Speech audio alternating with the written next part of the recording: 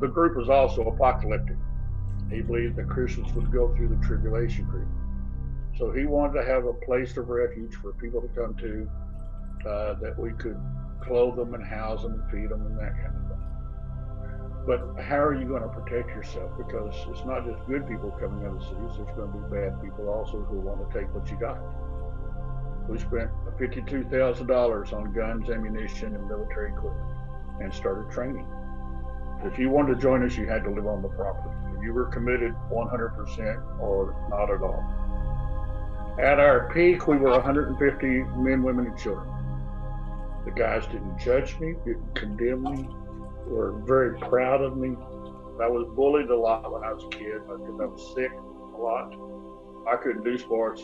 Second grade, I had to be in girls' PE. Seemed like I had a target on my back all the time, you know. This was the first time in my life I just fit in. Jim brought back a cassette tape of their church service where they sang, you know, America the Beautiful, My Country 'Tis Thee, and all that kind of stuff, and then preached about the Jews were not God's chosen people. It was the white race. It was the true Israel. It took about 6 months to incorporate that into our theology, but eventually we did.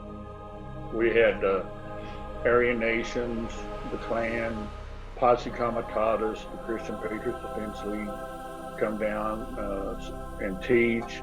We wanted to form a coalition together. But then a man named Gordon Calton killed 2 federal marshals up in the Dakotas and had shootout with FBI and the local police department, and the sheriff of that county got killed. So we decided that we'd have to do something. Well, we made plans for retribution. Those plans included the original bombing of the Murrah building in Oklahoma City, the federal building, and launched rockets towards the building. But the man that was building that, one of the rockets went off in his hands accidentally and burned his hands pretty bad.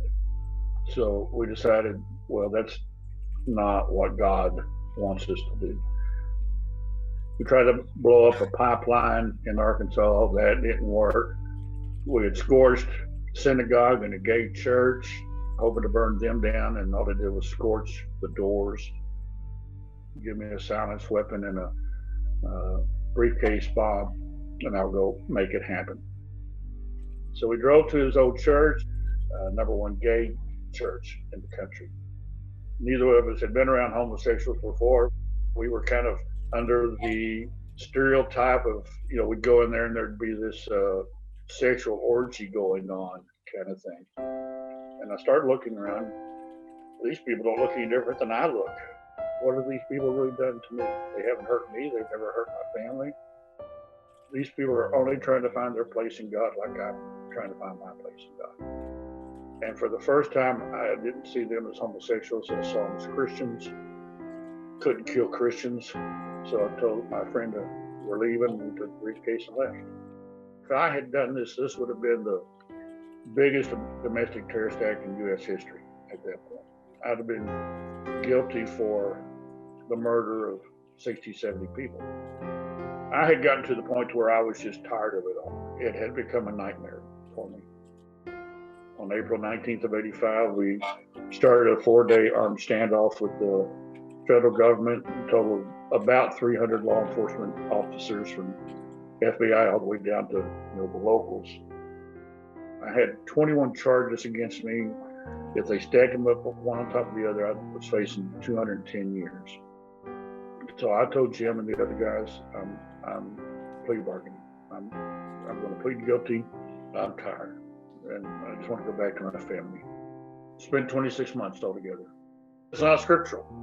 Jesus, as an example, went to the woman at the well, the Samaritan woman, treated her with respect and honor, and ministered to her. You should do the same thing.